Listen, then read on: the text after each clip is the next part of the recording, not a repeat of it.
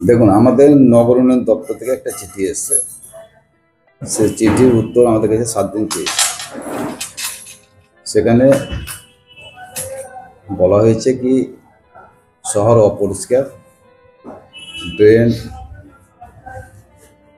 পরিষ্কার হচ্ছে না, আর ডাম্পিং গ্রাউন্ড নিয়ে একটু বলেছে।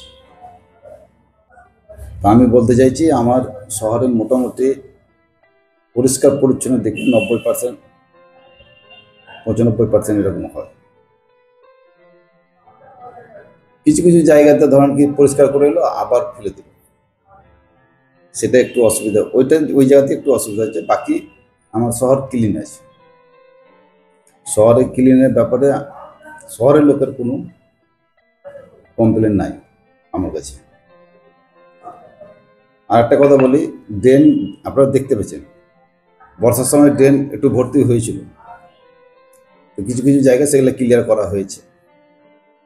তবে আর দু এক জায়গায় আছে, যেমন আমার ওয়ার্ডই আছে, সেটা আজ থেকে বলেছি ক্লিয়ার করতে, ড্রেনটাকে ঝালিয়ে দিতে বলেছি যাতে জলটা বেরিয়ে যায়।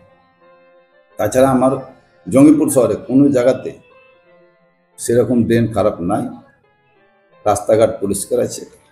যেটুকু রাস্তা বর্ষার সময় ভেঙেছিল সেগুলো কিন্তু অলরেডি কাজ শুরু হয়ে গেছে, তো সেখানে দিয়েছে, আমরা সেই রিপোর্ট আমরা দিব।